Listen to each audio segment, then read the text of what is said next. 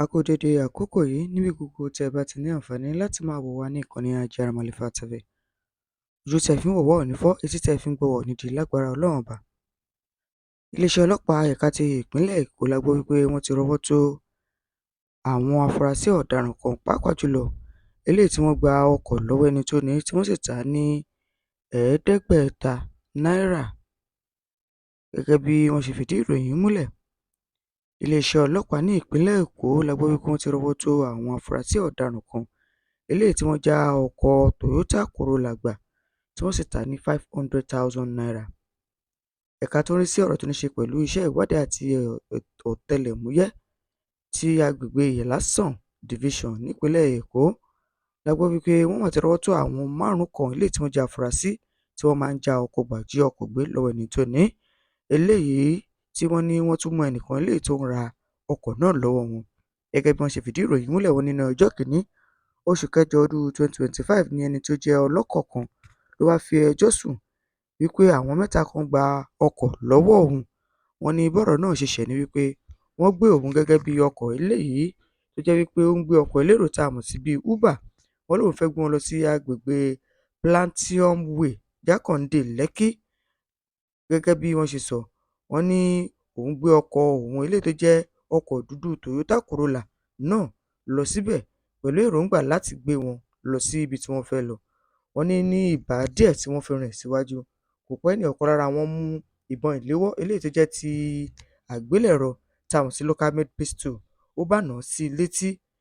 Kò pẹ́ kò jìnnà lẹ́nìkan tì jáde láti ẹnu ọkọ̀ níbi tó ti ń wa ọkọ̀, wọ́n sì gbé ọkọ̀ náà lọ. Lẹ́yìn tí wọ́n fi ẹjọ́ sùn ní ọjọ́ kìíní oṣù kẹjọ ọdún 2025 tá a wà nínú rẹ̀ yìí, iléeṣẹ́ ọlọ́pàá ní ìpínlẹ̀ Èkó ẹ̀ka eléyìí tí ó jẹ́ ti Ìlàsàn Division yìí wọ́n bá tara ṣàṣà láti sọ wípé kí wọ́n bá wá ìdí àti àwọn tí wọ́n ṣiṣẹ́ láabi náà.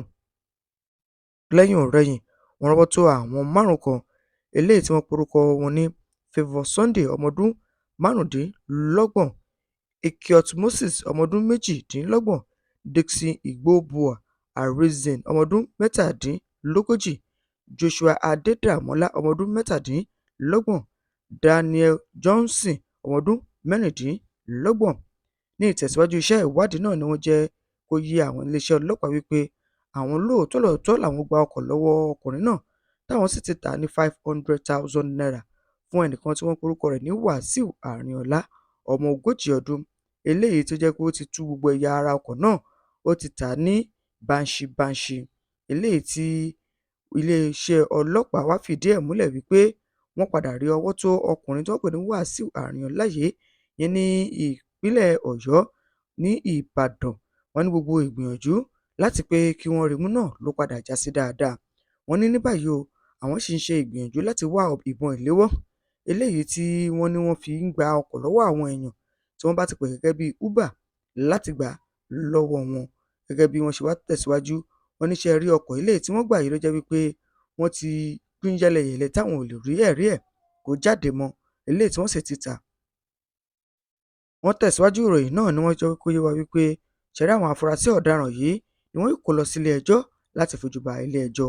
Ẹni tó jẹ́ ọ̀gá ọlọ́pàá yányán ní ìpínlẹ̀ Èkó ìyẹn ọ̀gá CP Ọlọ́rundáre Jimoh Moshood ló ti wá fi rọ gbogbo àwọn tí wọ́n jẹ́ arìnrìn-àjò tàbí àwọn olùgbé ìpínlẹ̀ Èkó lójú wípé ó ti fi dá wọn lójú wípé kí wọ́n fọkàn balẹ̀, ìpínlẹ̀ Èkó yóò jẹ́ ibi tí yóò wà lálàáfíà fún wọn láti gbé tí ètò ààbò yóò túbọ̀ fẹsẹ̀ múlẹ̀ dandan.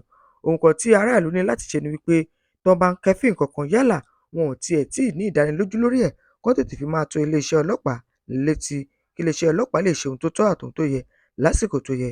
Gẹ́gẹ́ bí iléeṣẹ́ ọlọ́pàá ìpínlẹ̀ Èkó ẹ̀ka tó rí sọ̀rọ̀ tí ó ní ṣe pẹ̀lú ìbáraàlú sọ̀rọ̀ àti ìgbóhùn síta ìyẹn lábẹ́ ẹni tó jẹ́ alukoro wọn CSP Benjamin Hundeyin bó ṣe fi ọ̀rọ̀ náà léde.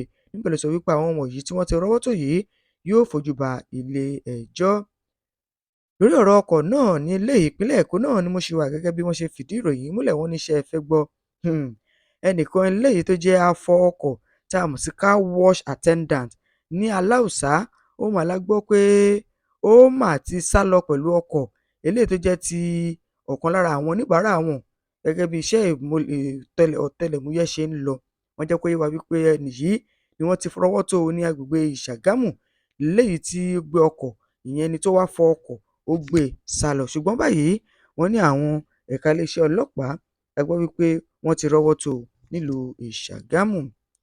Kí n tó kúrò ní ìpínlẹ̀ Èkó, ìròyìn eléyìí ló ń sọ nípa bí iléeṣẹ́ ọlọ́pàá eléyìí tó wà ní Ọjọ́ọ̀ Division ní ìpínlẹ̀ Èkó bákan náà bí wọ́n ṣe rọ́wọ́ tó Sienna pẹ̀lú kánábìsì àti ọ̀pọ̀lọpọ̀ ohun tó ní ṣe pẹ̀lú ohun ìjà olóró àti ohun tó jẹ́ pé ó jẹ́ ohun òfin.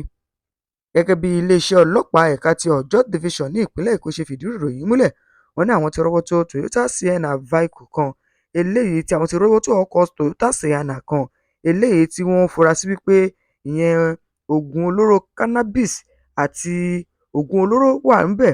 Wọ́n ní cannabis àti ọ̀pọ̀lọpọ̀ àwọn ohun tó jẹ́ wípé ó jẹ́ ohun òfin lábẹ́ òfin. Wọ́n ní ìbámu pẹ̀lú bí wọ́n ṣe rọ́wọ́ tó ọkọ̀ yìí ló jẹ́ wípé bí àwọn ọlọ́pàá ṣe máa ń dúró sójú òpópónà láti ya àwọn ọkọ̀ tó ń lọ tó ń bọ̀ wò, tá a mọ̀ sí routine stop and search operation. Wọ́n ní ibẹ̀ ni wọ́n wà o ní ọjọ́ 15 oṣù kẹjọ ọdún tá a wà nínú rẹ̀ yìí ni wọ́n ṣàdédé rí wípé ọkọ̀ kan ń bọ̀ lọ́ọ̀kán, wọ́n sì dá a dúró. Ọkọ̀ náà ni ó jẹ́ Ashis Toyota Sienna. Wọ́n ní ìbámu bí wọ́n ṣe dá a dúró yìí tí wọ́n ń béèrè kí ni ìwé ìrìnnà ẹ̀dà, eléyìí tí ìwé ìwakọ̀ tó fi ń wọkọ̀ yẹn driver's license, identification license ẹ̀dà àti àwọn ìwé tó jẹ́ ti ìwé ọkọ̀ yìí. Níbi tí wọ́n ti ń béèrè lọ́wọ́ ọkùnrin yìí ló kàn ti paná mọ́tò, ló ti yọ kọ́kọ́rọ́. Wọ́n ní bí bọ́tà tó bọ́tà báyìí ó fi ẹsẹ̀ fẹ́ ni. Ìfi ẹsẹ̀ fẹ́ yìí ló mú àwọn ọlọ́pàá tó wà ní ojú òpópónà tí wọ́n ń wo àwọn ọkọ̀ tó ń lọ tó ń bọ̀ wípé orú eléyìí ó ṣe kàyéfì. Wọ́n bá wo inú ọkọ̀ náà pé kí ló wà nínú ọkọ̀ yìí. Wọ́n bá rí wípé wọ́n bá ìfìlà eléyìí tó jẹ́ ti ọmọ ogun orí ilẹ̀ tá a mọ̀ sí Army Jungle Art pẹ̀lú ìyẹn ẹ̀rọ ìmú owó jáde tá a mọ̀ sí 2 ATM card àti báàgì eléyìí tí wọ́n ní ó kún fún àwọn oògùn olóró kan. Wọ́n ti wá tẹ̀síwájú, wọ́n ní wọ́n rí báàgì tó ní cannabis nínú. Wọ́n ní wọ́n recover gbogbo àwọn nǹkan yìí ní nínú ọkọ̀ yìí. Wọ́n sì ti wà lẹ́ka tó ní sọ̀rọ̀ tó ní ṣe pẹ̀lú àkànṣe iṣẹ́ ìyẹn tá a mọ̀ sí Special Squad 2 ní ìpínlẹ̀ Èkó, ìyẹn tí ó jẹ́ ní agbègbè Ìkẹjà fún iṣẹ́ ìwádìí tó làmìlaka.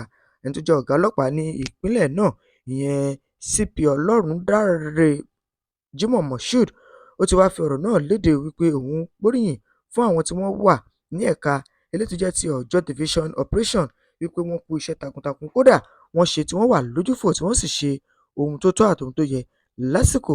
Ó wá ní ìdí rèé tí a ṣe ní láti jẹ́ káwọn ọlọ́pàá wa máa wà lójú àwọn òpópónà ní gbogbo ìgbà torí àti lè jẹ́ kí wọ́n máa rí sí àlàáfíà àti ohun tó ní ṣe pẹ̀lú ètò ààbò ní ìpínlẹ̀ náà.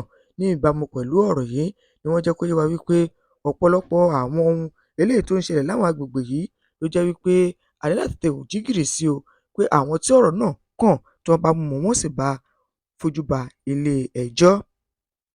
Ìpínlẹ̀ Ògùn ló ní ìròyìn eléyìí lórí ọ̀rọ̀ kan eléyìí tí ó ní ṣe pẹ̀lú fọ́nrán kan eléyìí tó ń jà ròhìnròhìn lórí ẹ̀rọ ayélujára wípé ṣé ẹ rí ọkọ̀ kan Toyota Sienna wípé àwọn tí wọ́n jẹ́ èrò ọkọ̀ náà pé àwọn Fúlàní wọ́n ní wọ́n yìnbọn fún wọn tí wọ́n sì gbẹ̀mí lẹ́nu ẹnìkan eléyìí tó wọṣọ búlúù tó wà nídìí ọkọ̀ tó ń wá àti wípé wọ́n gbé obìnrin kan eléyìí tó jẹ́ ìyàwó ẹnìkan tí wọ́n yìnbọn fún lẹ́sẹ̀ pé wọ́n gbé e lọ.